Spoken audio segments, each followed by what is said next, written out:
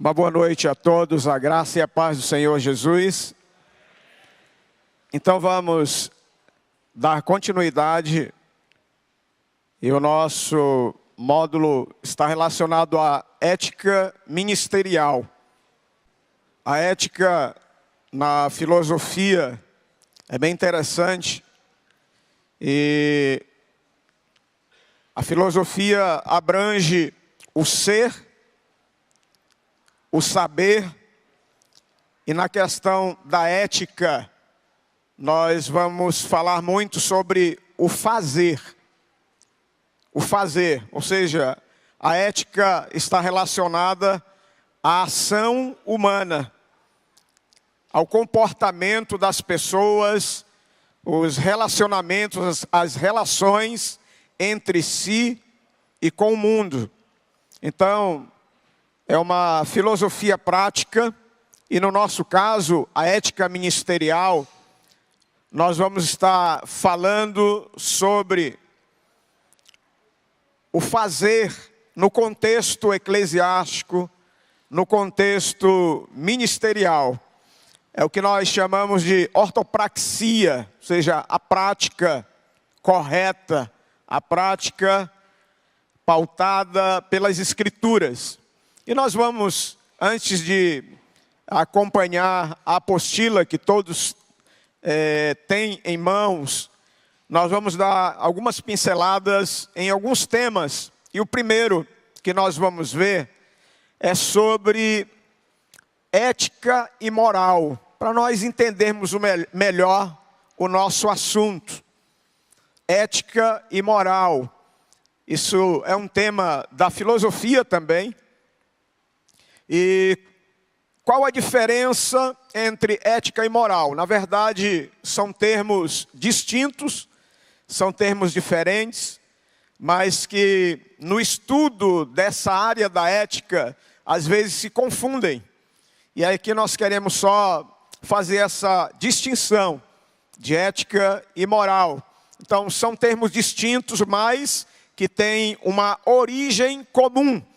E aí nós temos aí a Grécia e Roma como base da civilização ocidental, ou seja, nós herdamos muito da cultura grega, da cultura romana, tanto na língua grega como no latim. Enfim, nós temos muito a herança na nossa civilização.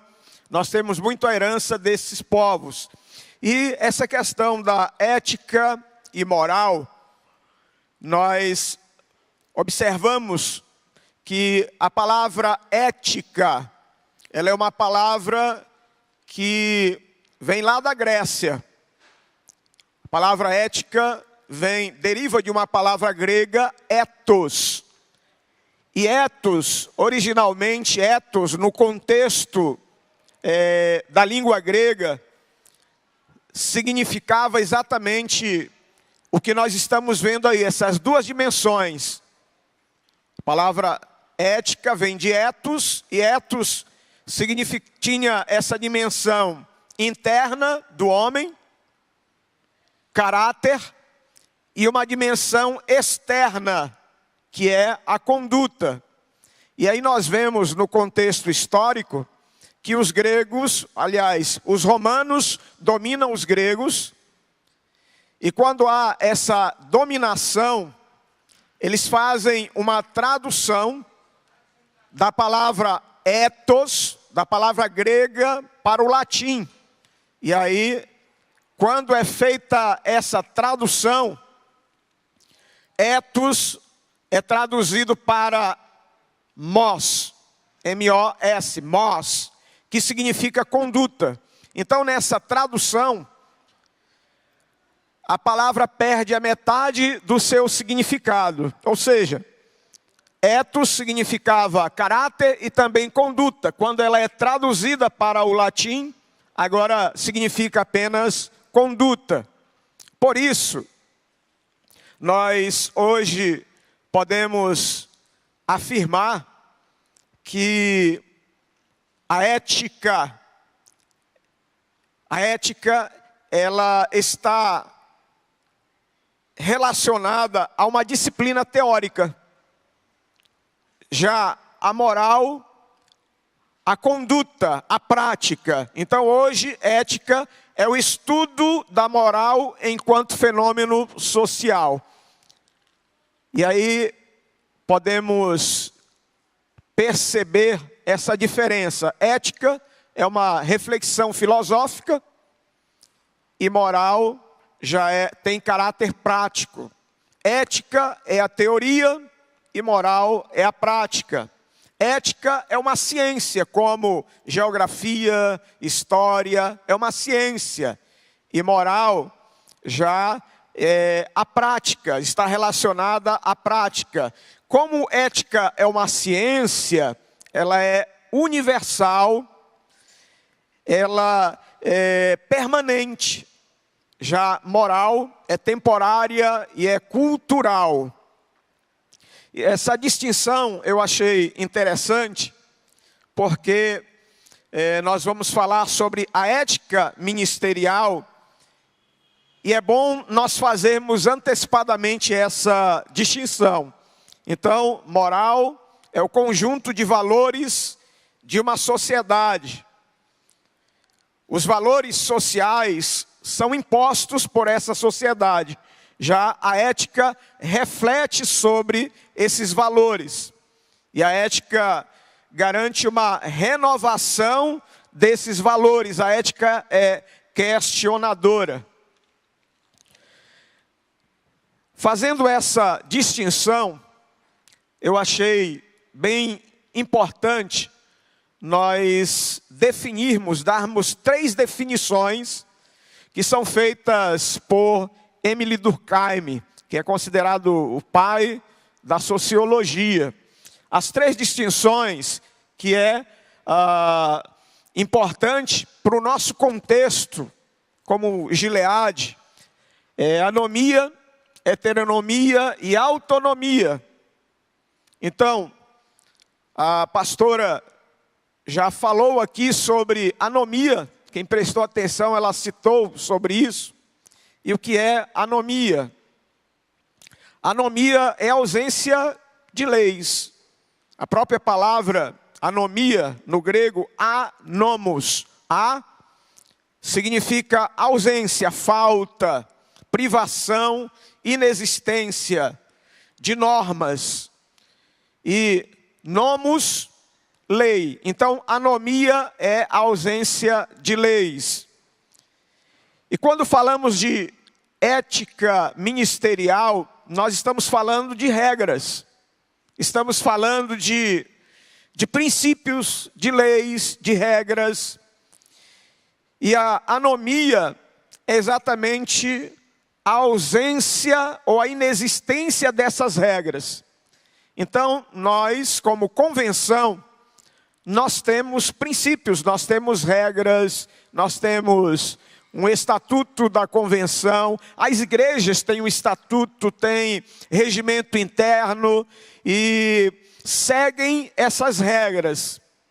Então, para nós é importante nós percebermos essas regras, vivermos essas regras. Por quê? São regras que nós estabelecemos.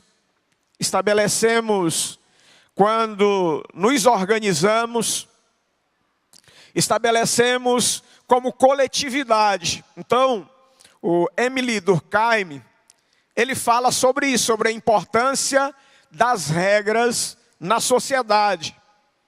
E ele diz que as regras formam uma consciência coletiva. E essa consciência coletiva vai moldar a consciência individual, a consciência do indivíduo. Então, o indivíduo vai agir no seu meio a partir dessa consciência coletiva. No nosso contexto, nós somos muitas igrejas, nós temos uma convenção e estabelecemos regras para nós mesmos. Então, a anomia é a inexistência de regras. E nós não podemos ser, nesse sentido, anômicos.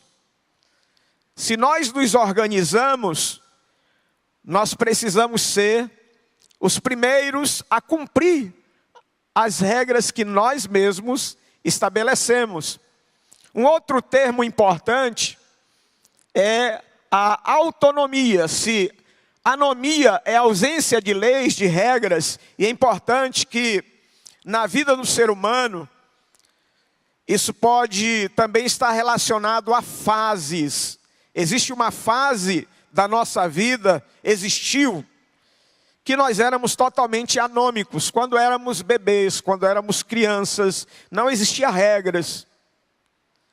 Mas nós precisamos caminhar para essa autonomia. O que é autonomia? É a capacidade de governar-se pelos próprios meios. Então, autonomia, do grego autos, mais nomos, ou seja, auto significa de si mesmo, eu mesmo. E nomos quer dizer lei, normas.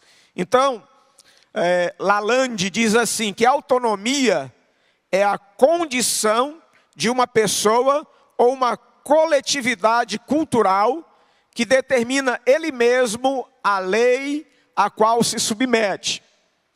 E aí você pode pensar assim, pastor, então se nós somos autônomos, nós podemos fazer o que nós quisermos.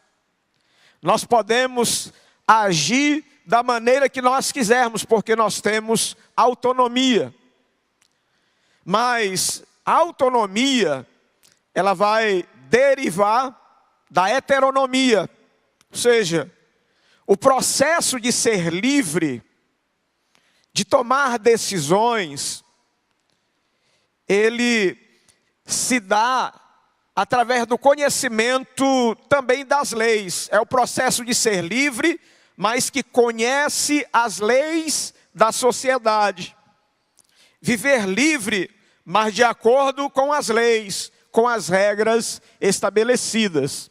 Um exemplo, nós temos uma convenção, CIMING, nós temos um estatuto desta convenção, e nos reunimos, os pastores, presbíteros, se reúnem em assembleias.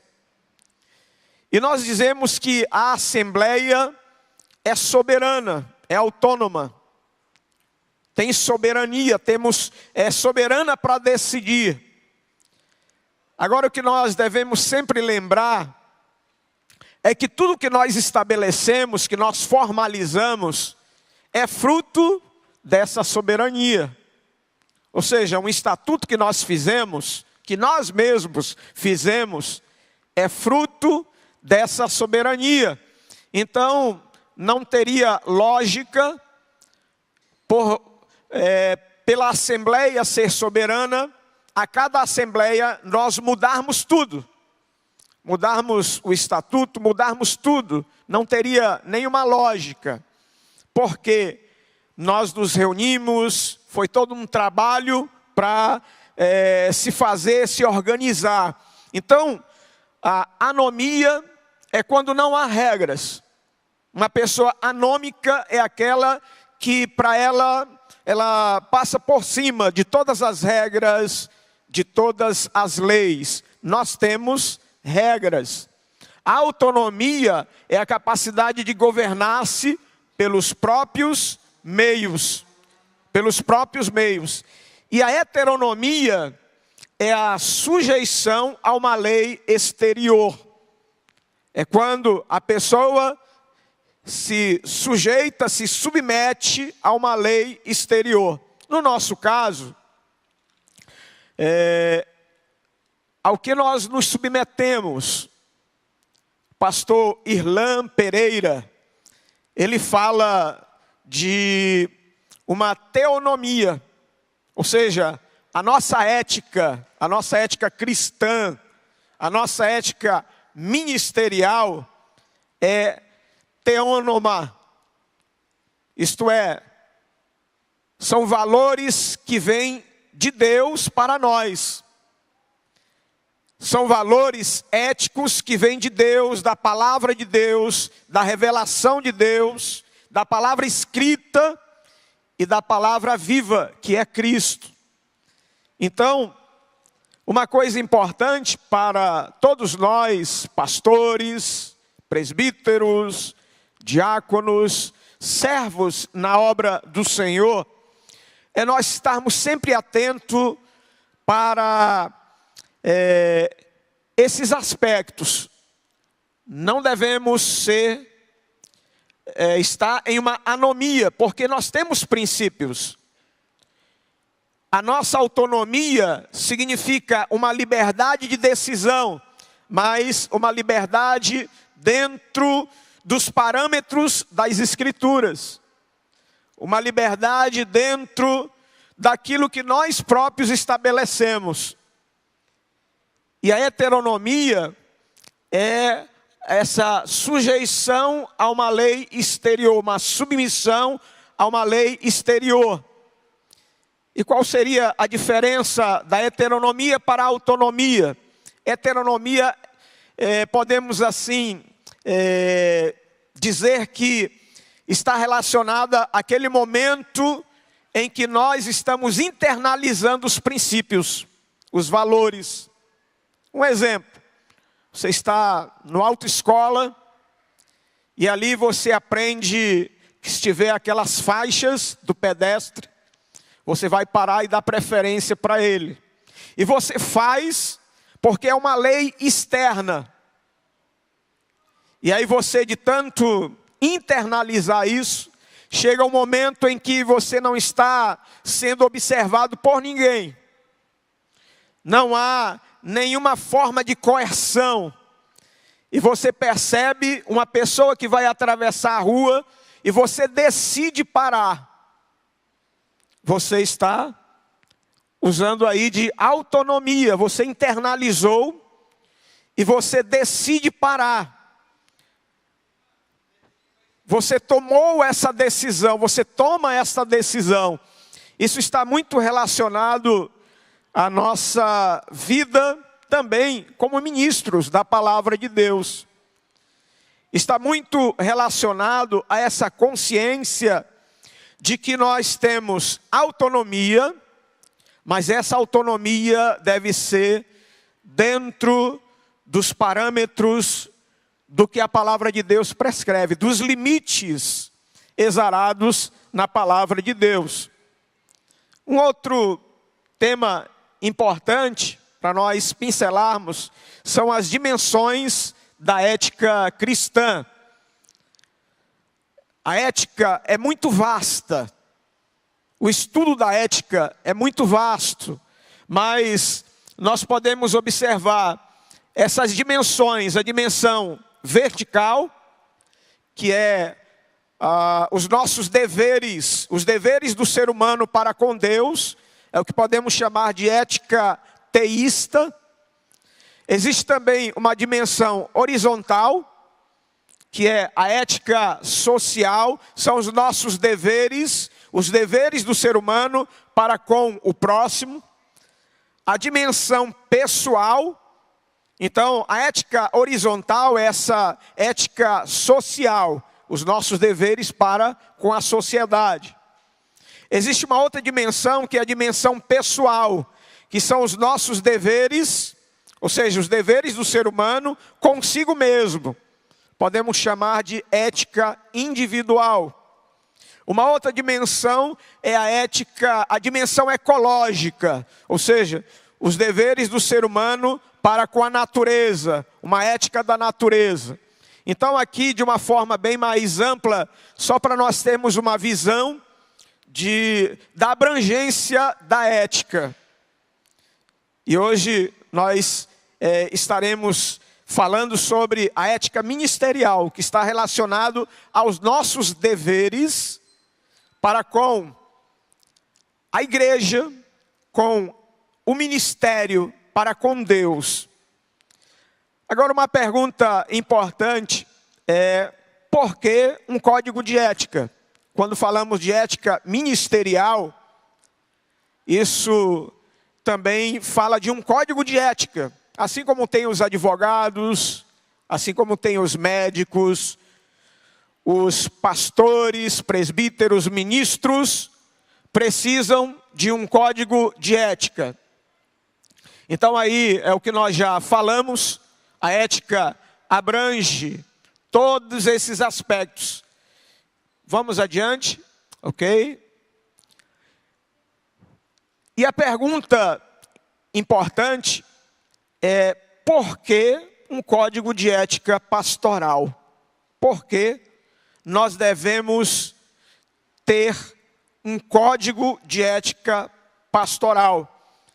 E aí nós já vimos que a ética é um conjunto de normas, de princípios biblicamente fundados, que vão servir para nortear a vida do ministro, do pastor, da pastora, do presbítero, da presbítera, do diácono, da diaconisa, enfim. São princípios que vão nortear a vida ministerial. Nós temos aqui um público bem diverso. Temos aqui diáconos, temos presbíteros, temos diáconos que vão ser consagrados ao presbitério, temos presbíteros que vão ser consagrados ao pastorado. Enfim, é importante nós sabermos pautar, nortear a nossa vida ministerial. Por quê? Porque o pastor, a pastora, o pastor, o ministro, ele é obrigado diariamente a tomar decisões morais. Todo dia, no exercício do ministério, nós tomamos decisões morais.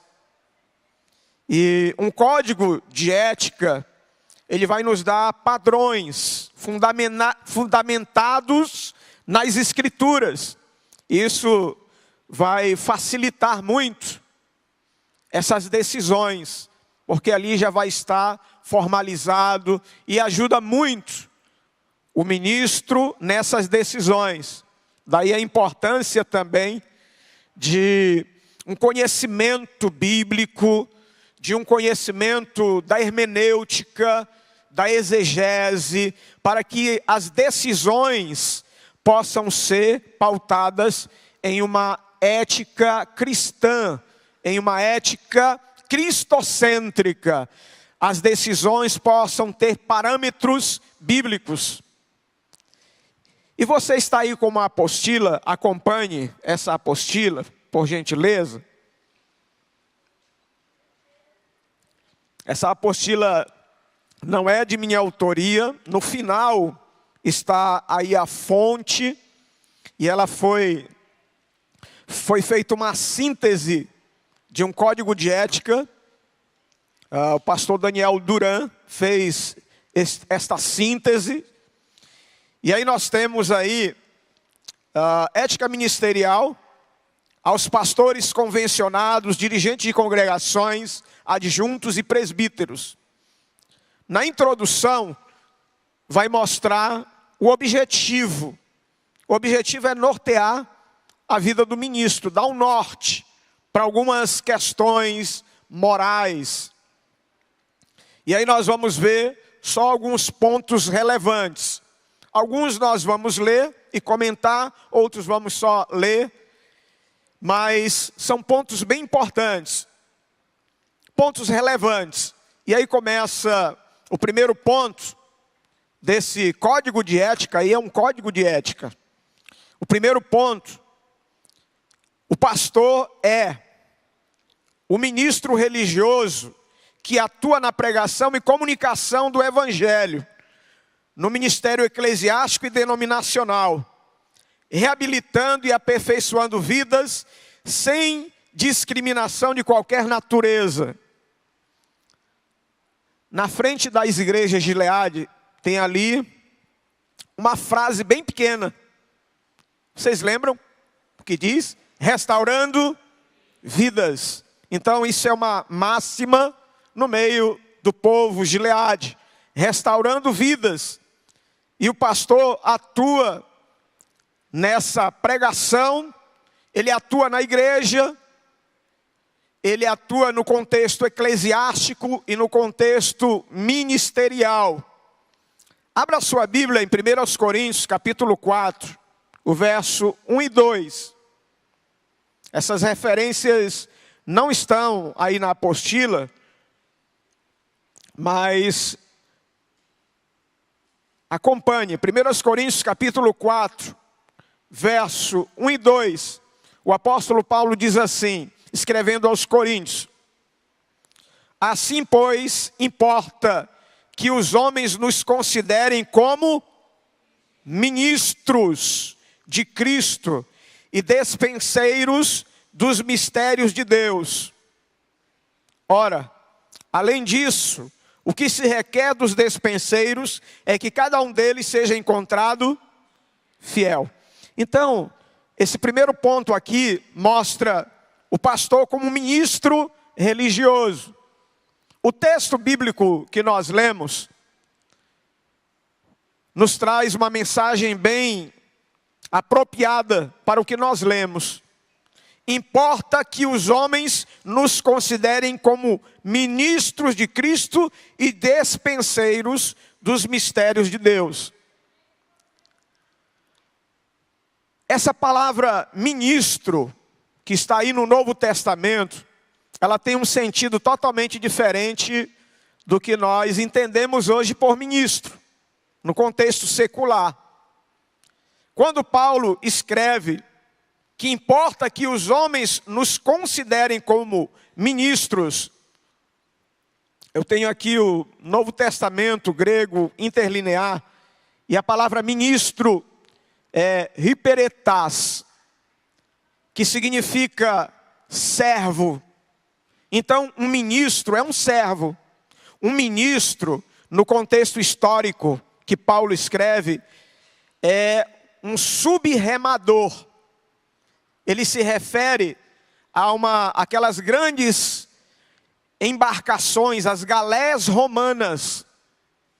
E é aquela pessoa que ficava lá embaixo, servindo a todos, remando e levando chicotada. Remando. Então, é essa palavra que Paulo utiliza para dizer que importa que nos reconheçam como ministro. Então era um subremador, ou remador de baixo. Era alguém que estava a serviço de toda a tripulação, de todos que estavam naqueles barcos. Hiperetás, subremador, totalmente diferente da ideia pomposa de ministro que nós temos hoje, né? Importa que os homens nos reconheçam desta forma. Ministro aí significa servo. E hoje, nós precisamos ter essa cultura de servo. Cultura mesmo, de servir. Porque às vezes, a pessoa está se preparando para o ministério, mas ela vem com uma mente muito voltada para os princípios seculares. E a nossa mente tem que estar moldada pela palavra. Nós somos servos. Todos que vão ser ordenados, você vai ser ordenado para ser um ministro servo, para servir a igreja do Senhor, para servir o povo de Deus. Lá em Efésios, capítulo 4. Efésios, capítulo 4. Verso 11 e 12. Mostra essa realidade também. Que diz assim: e ele mesmo concedeu uns para apóstolos, outros para profetas, outros para evangelistas e outros para pastores e mestres. Quem concedeu? Deus. Verso 11. Com vistas ao aperfeiçoamento dos santos, para o desempenho do seu serviço, para a edificação do corpo de Cristo. Então me diga uma coisa: qual é a função do ministro, do pastor, do evangelista? É o aperfeiçoamento dos santos. Esse termo aí, aperfeiçoamento, no texto grego é catartizen.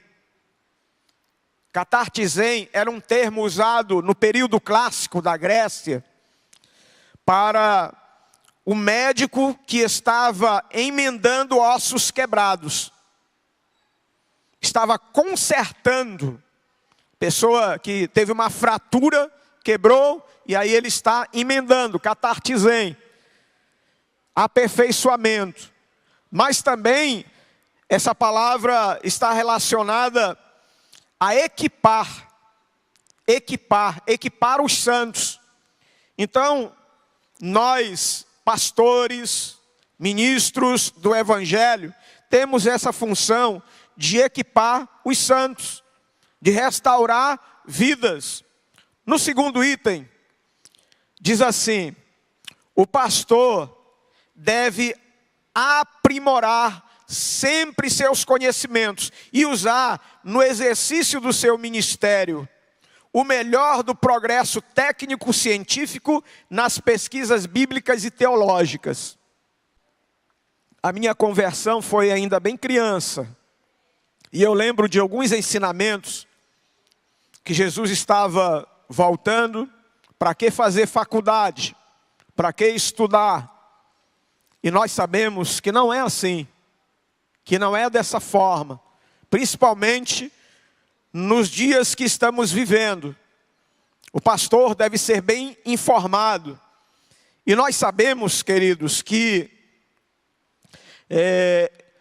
existiu um período da igreja que se pregava muito isso, que você não deveria ir para um seminário teológico, que você não deveria buscar uma formação superior.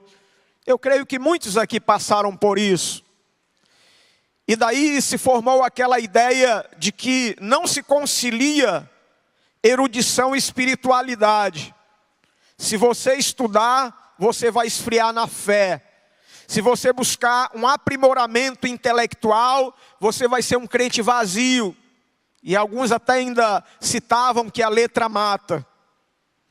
Quando na verdade é totalmente possível conciliar erudição, conhecimento e espiritualidade. É totalmente possível fazer isso. Então, o pastor deve sempre estar buscando essa formação continuada, esse aperfeiçoamento, sempre buscando se aperfeiçoar, fazer cursos, buscar uma formação teológica, secular, porque isso é importante no contexto que nós vivemos. Número 3, o pastor deve honrar sua responsabilidade para com os outros colegas de ministério, mantendo elevado nível de dignidade e harmonioso relacionamento com todas as pessoas. Ou seja, nós devemos sempre buscar harmonia, ser pacificadores, nos relacionarmos bem uns com os outros. Número 4, a qualidade importante do pastor: persistência e capacidade de delegar tarefas. Persistência. Nós vivemos numa época de deserção. E o pastor precisa ser muito resiliente. Ele precisa ter resiliência. Ele precisa ter uma capacidade de suportar a pressão, de suportar as tribulações e de persistir. Persistir nos seus projetos, persistir nos seus planejamentos. Porque hoje é muito fácil desistir. Lá em Tiago, abra sua Bíblia em Tiago, capítulo 1, nós podemos falar de persistência como perseverança. Tiago, capítulo 1, e o verso 4. Aí fala sobre a perseverança. Pastores, sejam perseverantes. Ainda que todos estejam desanimados, você precisa ser perseverante. Tiago capítulo 1, verso 4 diz assim: ora, a perseverança deve ter o quê? A ação completa, para que sejais perfeitos e íntegros, em nada deficientes. O que nós podemos aprender aqui como pastores? Que nós precisamos ser perseverantes. Que a perseverança necessita de tempo. Que nós não devemos apressar a perseverança. Que há um tempo determinado para tudo. As tribulações vêm, as palavras para desanimar virão, mas você precisa perseverar. O texto de Tiago diz que a perseverança deve ter ação completa. Imagine uma larva em um casulo e precisa ter um tempo para haver uma maturação daquela larva, para que ela possa romper aquele casulo e sair dali como uma mariposa ou coisa parecida. Se você rasgar aquele casulo antes, isso não vai acontecer. Imagine na sua vida, você na igreja, as tarefas que você tem, os trabalhos que você tem que realizar, e aí parece que você não está conseguindo, mas persevere. Persevere. Porque a perseverança, ela deve ter uma ação completa para que você seja perfeito e íntegro. É necessário um tempo para Deus trabalhar na sua vida, para Deus moldar a tua vida. E nós precisamos ser perseverantes, para que sejamos perfeitos e íntegros. E aí você pode dizer, mas pastor, nós não somos perfeitos. Só que aqui, perfeito, é no sentido de maturidade. Precisamos ser perfeitos no sentido de maturidade. Íntegro, inteiro. Se nós perseverarmos, nós vamos crescer. E o ministro de Deus precisa ter essa característica, perseverança. Porque se ele não procurar essa perseverança em Deus, ele vai sempre estar desistindo. Um outro princípio que nós percebemos aqui, número 5, exercer o seu ministério religioso sem ser discriminado e também sem discriminar, é claro, sem ser discriminado por questões de cor, raça, ordem política, social, econômica ou de qualquer outra natureza. Isso aqui está bem claro. Número 6, apontar falha nos regulamentos e normas das instituições. Aqui o conselho é que quando você percebe algo errado, procure os órgãos competentes. No contexto eclesiástico, procure a pessoa responsável, procure a convenção, procure o conselho ministerial, porque apontar falhas é muito fácil, mas espera-se de cada um de nós uma contribuição, que nós não estejamos como espectadores, mas como participantes desse processo de crescimento.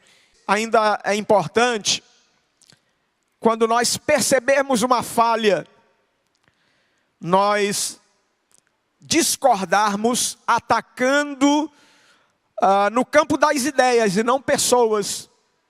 Porque hoje nós vemos muito essa falha de se atacar pessoas. E nós devemos, na verdade, discordar de ideias. Isso aqui é importante no contexto da ética ministerial. Número 7, requerer a convenção, desagravo público, quando atingido no exercício do seu ministério ou vida pessoal por outro colega. Enfim, isso aqui é muito abrangente, mas no nosso contexto nós temos o conselho ministerial, que trata de questões disciplinares, de todas essas questões. Então, quando surgirem casos envolvendo outro colega, o ideal é que se procure o conselho ministerial. Isso quando não se tratar de questões pessoais, que devem ser resolvidas pessoalmente com o irmão. Número 8, abster-se da prática de atos que impliquem em mercantilismo religioso. Lá em 1 Pedro, capítulo 5, verso 1 a 3. Novo Testamento, 1 Pedro, capítulo 5, verso 1 a 3. Diz assim: rogo, pois, aos presbíteros que há entre vós, eu presbítero, como eles, e testemunha dos sofrimentos de Cristo, e ainda coparticipante da glória que há de ser revelada. Pastoreai o rebanho de Deus que há entre vós, não por constrangimento, mas espontaneamente, como Deus quer, nem por sorte da ganância, mas de boa vontade, nem como dominadores dos que vos foram confiados, antes tornando-vos modelo do rebanho. Então aqui nós vemos os parâmetros da palavra de Deus, em que o pastor, o ministro, deve evitar o mercantilismo religioso, o charlatanismo, ser um mercenário no exercício do ministério.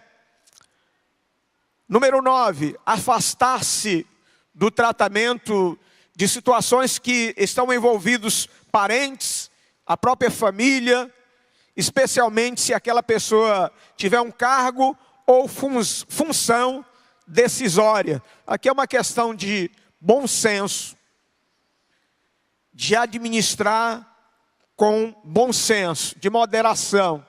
Número 10, não utilizar indevidamente o conhecimento obtido em aconselhamento ou prática ministerial. Eu não vou ler tudo, mas vamos resumir. O pastor lida com pessoas. Pastor, pastora, lida com pessoas. E quando nós aconselhamos, as pessoas expõem para nós suas fragilidades, suas debilidades, suas fragilidades. Então, no aconselhamento, nós devemos saber guardar aquelas informações. Porque no momento em que você quebrar aquela confiança, se torna difícil você ser procurado novamente para aconselhar. Uma outra questão ética, moral, mais especificamente, pelo que nós já explicamos no início, é que o pastor nunca deve utilizar aquelas informações para manipulação, para intimidação, para charlatanismo. Olha, eu sei da sua vida. Eu sei de tudo que você faz, coisa parecida. Mas ele deve ter o cuidado de não utilizar indevidamente essas informações que ele obtém no aconselhamento. Existem dois termos na área do aconselhamento, conhecidos, que é iatrogênese e poimenogênese. O que é iatrogênese? É uma palavra, na verdade, da área da saúde, da medicina. Iatrogênese está relacionado a uma prescrição médica errada, em que o paciente vai sofrer alguma situação em que pode causar uma outra doença, além do que ele já tinha, por uma prescrição errada. E aí chamamos de iatrogênese, que é um termo criado por Hipócrates, o pai da medicina. A palavra pastor, na língua grega, é poimen. Poimen.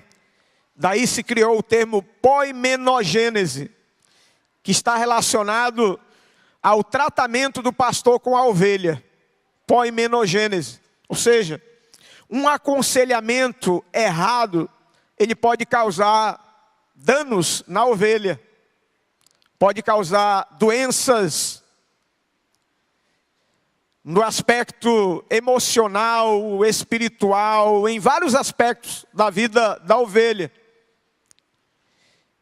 E o pastor, ele deve saber aconselhar, deve saber guardar aquelas informações e jamais pode manipular as informações que ele recebe.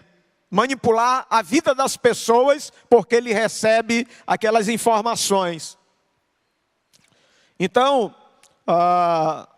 o livro do Hernandes Dias Lopes, De Pastor a Pastor, ele fala muito sobre pastores que não são vocacionados no ministério, pastores que não são convertidos estão no ministério. Isso é muito sério. Daí o cuidado que nós devemos ter ao recomendar alguém, para não fazer precipitadamente. E aqui está uma questão muito séria da informação que o pastor recebe no aconselhamento. Implicações éticas muito sérias, em que o pastor deve saber manter aquelas informações com sabedoria. Número 11. Questão de denúncias anônimas contra outros colegas. Denúncias anônimas, ou seja, qual é o princípio bíblico? Nós não vamos ler a referência, mas lá em Mateus 18, 15 a 17. Se é um agravo pessoal, a pessoa deve procurar aquele irmão que o feriu. E essa coisa do anonimato, no aconselhamento, no contexto eclesiástico, existe muito isso. Da pessoa vir dizer assim: pastor, tal pessoa está assim, assim, assim, fez isso, isso, isso. Mas não diga para ele que fui eu que falei. Não existe muito isso, esse anonimato. Quando se tratar de situações assim, o pastor deve ser muito transparente. Muito transparente, porque se a pessoa está vindo até mim com uma informação, para que uma pessoa seja restaurada, seja tratada, seja cuidada, e ela não vai sustentar a palavra dela, então é melhor que ela nem me fale. Melhor que ela nem fale. Ou seja, são coisas muito voltadas para a prática ministerial. Número 12. Não faltar com o decoro parlamentar, sempre agindo de modo equilibrado, nas participações em plenárias, seja na igreja local, seja na convenção. Isso aqui é importante. O nosso caso não é de decoro parlamentar. Aqui está no contexto político. Mas, como igreja Gileade, nós temos assembleias locais nas igrejas e temos assembleias da convenção. E é importante nós conhecermos as regras parlamentares. Assim como é importante também nós sabermos tratar os nossos pares com os parâmetros das Escrituras. Veja o que diz Romanos 12, 10. Romanos capítulo 12 e o verso 10. Diz assim: amai-vos cordialmente uns aos outros, com amor fraternal, preferindo-vos em honra uns aos outros. Essa cordialidade deve existir também nas nossas assembleias. Porque há cristão que quando ele está numa assembleia deliberativa, administrativa, parece que ele esquece que é cristão. E se reveste de uma ira tão grande, de uma postura tão ríspida, agressiva, com os próprios colegas, com os próprios pares, quando na verdade as Escrituras nos mostram que nós devemos amar um ao outro, devemos ser cordiais uns com os outros, buscando este amor fraternal. Isso aqui cabe também às nossas assembleias. É uma questão de ética ministerial nós fazermos isso. Número 13, não ser conivente com erros doutrinários e ministeriais. Mas veja lá em Gálatas, devido ao tempo nós não vamos ler todos os textos. Gálatas capítulo 6 e o verso 1. Ali nós temos parâmetros de como nós devemos corrigir um irmão que está em erro. O que diz o texto? Quando algum irmão for surpreendido em alguma falta, vós que sois espirituais, aí já pressupõe que você é espiritual. Corrigiu de que forma? Com espírito de brandura. Ainda diz o seguinte: olha, toma cuidado de você mesmo, para que você não caia. São princípios da palavra que vão nortear uma ética ministerial. O fazer, a ação ministerial. Você vai corrigir alguém, corrija com brandura. Não diz que você deve ser conivente. Você deve corrigir sim, mas deve ter brandura. Número 14, não utilizar dados imprecisos, não comprovados ou falsos, para demonstrar a validade de prática ministerial ou argumentos em sermões, em palestras. Queridos, o que tem por aí de pregações mentirosas, e você percebe a pessoa deslavadamente mentindo num argumento, numa informação, ou seja, no contexto da pregação, da homilética, da homilia. Cuidado com percentuais, cuidado com estatísticas, para você não agir ali no chute e dar informações imprecisas, que alguém que conhece aquela área vai dizer: esse pastor está totalmente desinformado, é anacrônico, está totalmente fora de contexto. E às vezes aquela informação vai trazer algo que não é verdadeiro. E aí nós temos, por exemplo, paralogismo. Paralogismo é um raciocínio falso com aparência de verdade. Vemos isso no nosso contexto de pregações, sim, paralogismo. Um argumento falso com aparência de verdade. Temos também a falácia, que é a mesma situação. Temos também o sofisma. Sofisma são argumentos capciosos com intenção de enganar. E no contexto eclesiástico há muito sofisma. Muito sofisma. Argumentos com a intenção de enganar, torcendo as Escrituras de forma a trazer um outro evangelho. Lá em 2 Coríntios, capítulo 10 e o verso 4. 2 Coríntios 10, 4. Paulo diz assim: porque as armas da nossa milícia não são carnais, mas são poderosas em Deus para destruir o quê? Fortalezas, anulando nós sofismas.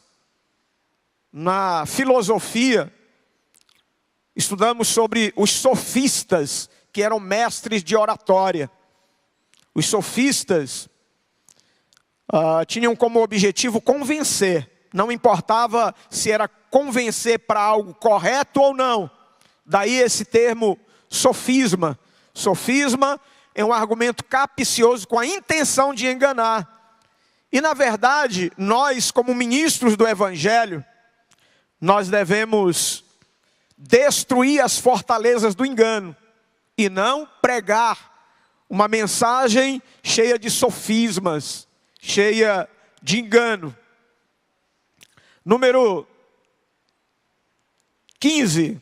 Não divulgar publicamente, nem a terceiros, reservadamente, casos em que estejam em curso, sendo tratado ministerialmente ou em aconselhamento, mesmo que omita os nomes. Aqui entra a questão do sigilo, mas também entra a questão de uma pessoa estar sendo tratada por uma convenção.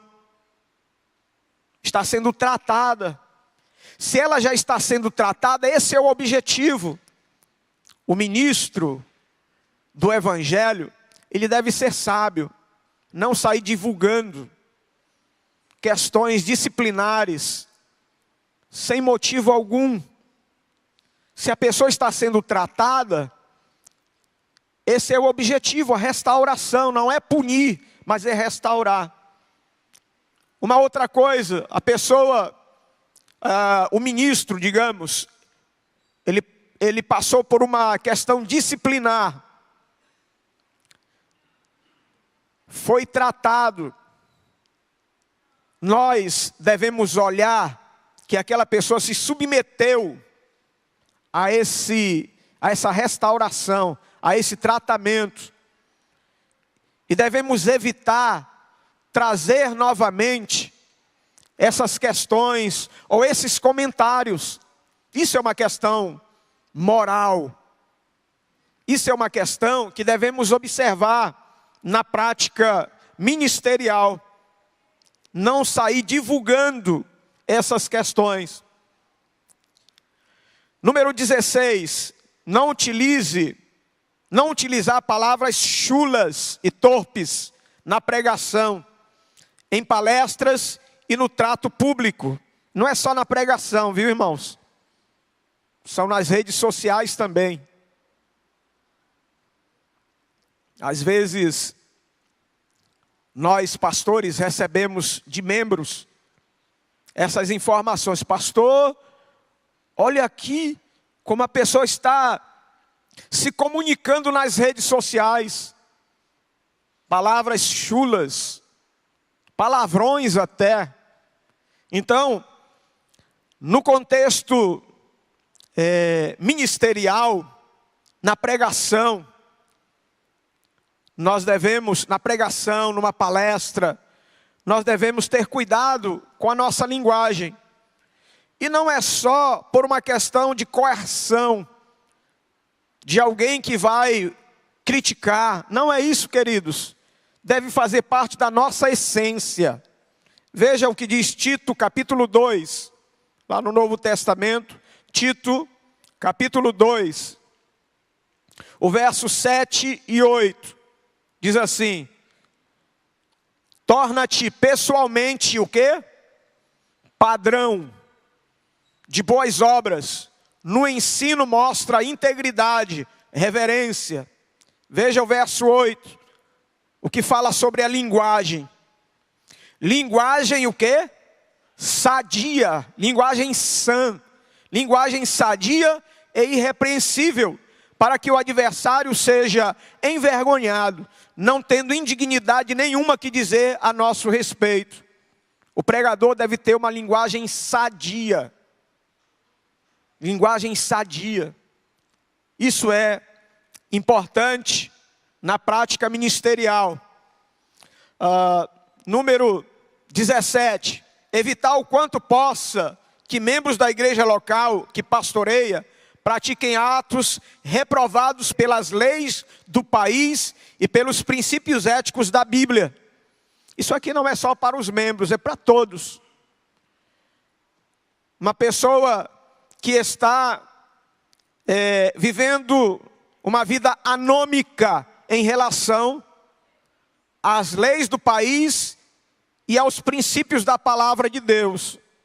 Agora eu quero fazer uma observação aqui.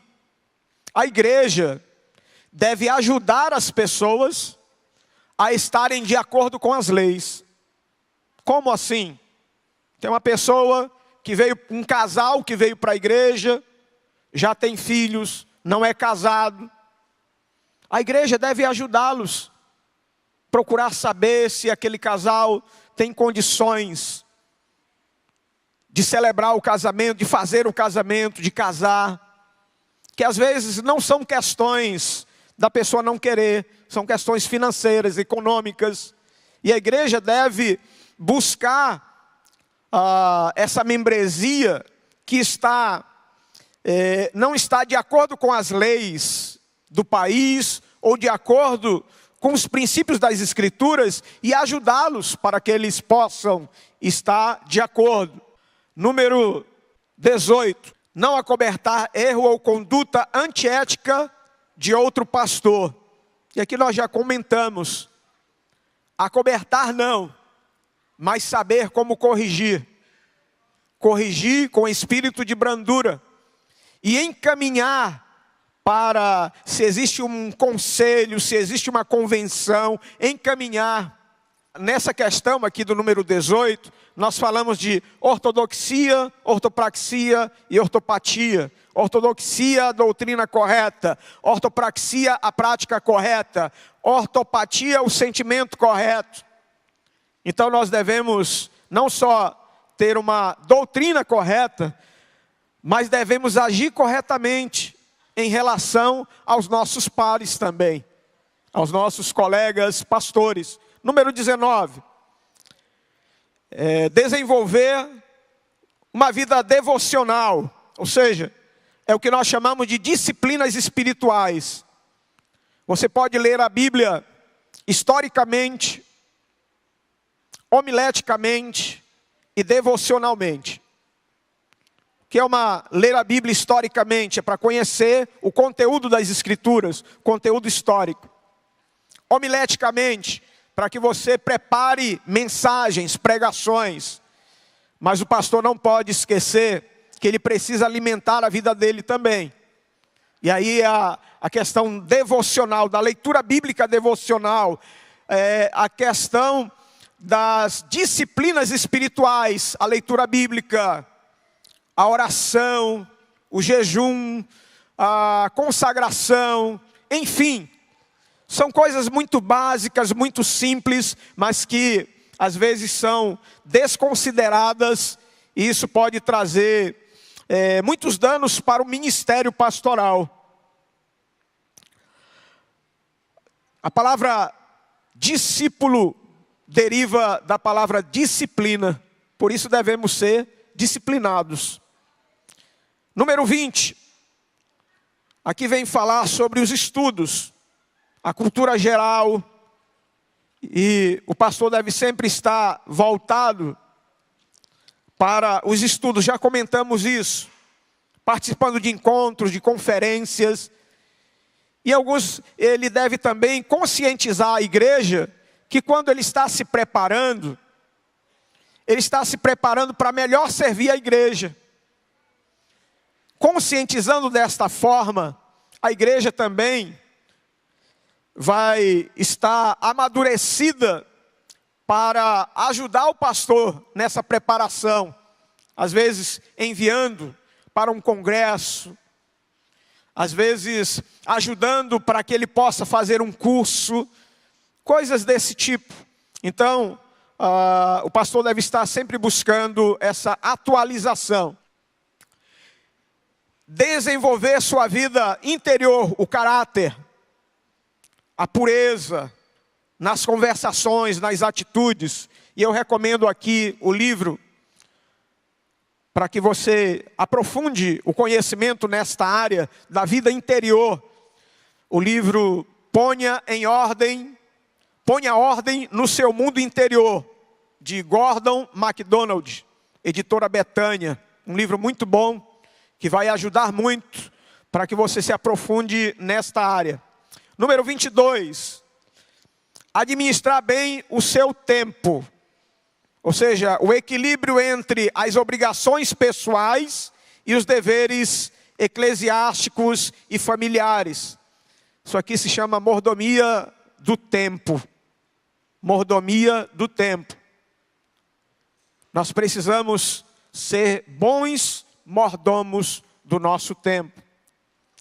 Número 22, administrar bem o seu tempo. Número 23, ser honesto na questão da vida financeira. 24, ser verdadeiro em sua palavra, ou seja, pregando e ensinando, jamais plagiando. Ou seja, pregue a palavra, jamais plagiando.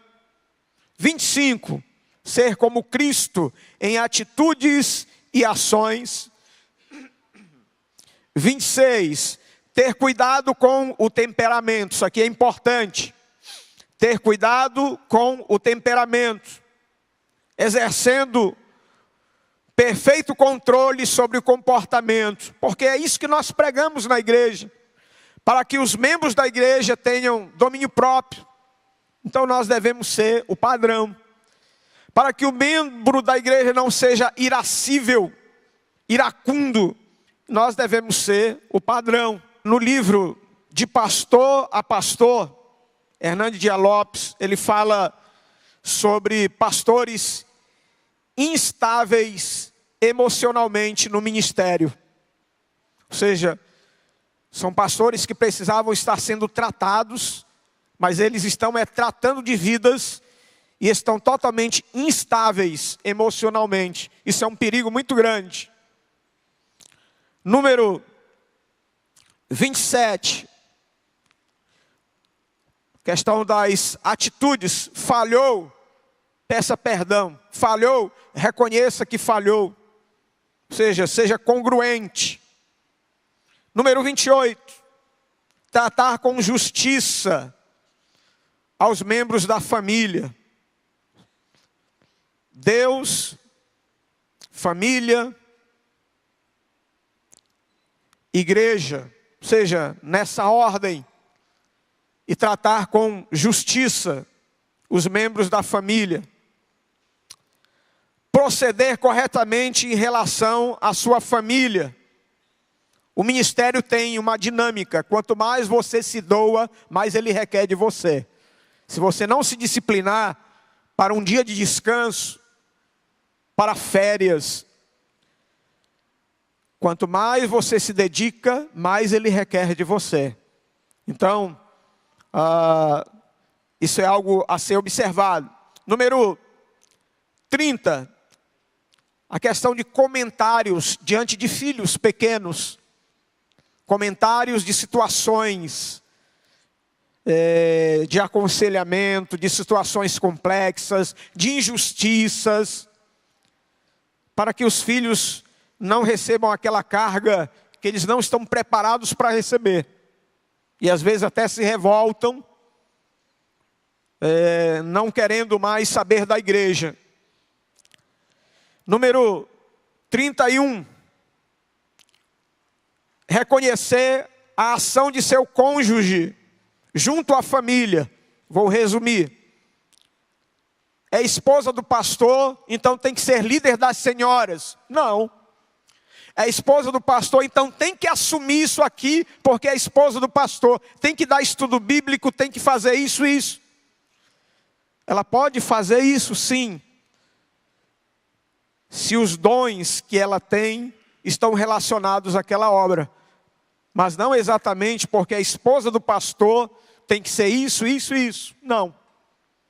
E às vezes a esposa é sobrecarregada com tarefas incompatíveis com os dons que ela tem. Eu tenho um amigo pastor que, ao ser chamado para pastorear uma igreja, a primeira coisa que ele diz é isso: eu sou o pastor, não dê nenhum cargo para minha esposa, a não ser que ela queira aceitar, né? Então isso é importante.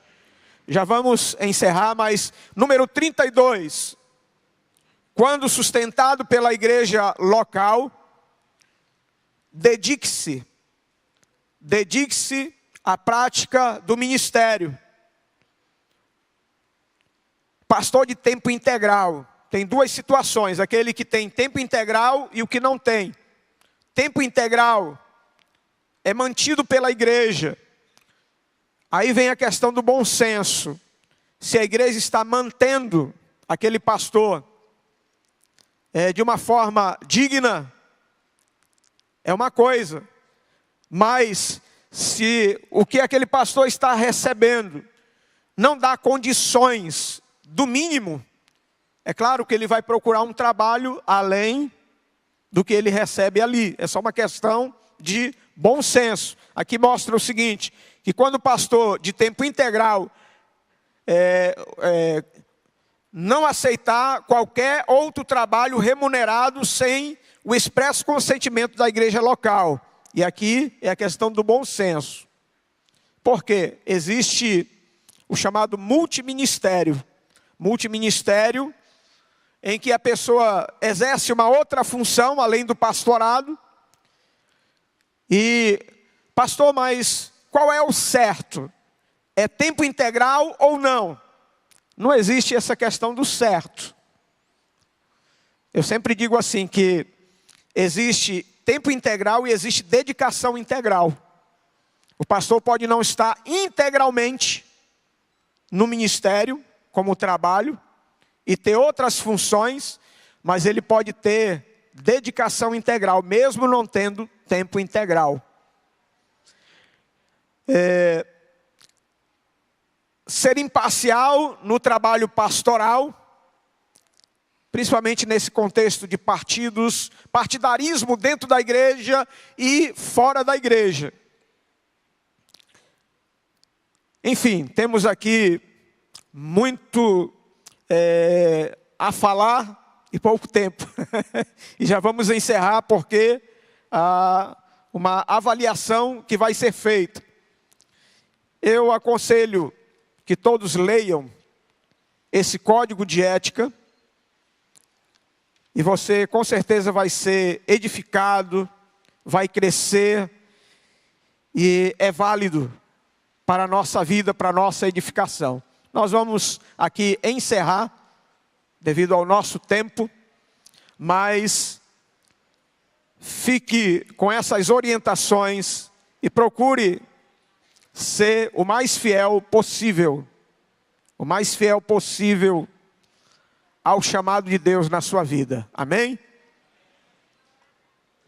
Vamos encerrar com oração, sentado como você está. Vamos encerrar esse momento com uma breve oração. Pai querido, te agradecemos, meu Pai, por essa oportunidade de ministrar para um público tão seleto, para um público tão maravilhoso, para um público, Senhor, de homens e mulheres que te honram, que te adoram, que te servem, Senhor. Pai querido, nós oramos para que cada um dos teus filhos, em especial aqueles que serão consagrados ao ministério, ao presbitério, ao pastorado, para que cada um deles, Pai, possa se apresentar diante de Ti, Senhor, com um coração de servo. Te agradecemos, Pai, no nome santo de Jesus. Amém e amém. Deus abençoe a todos.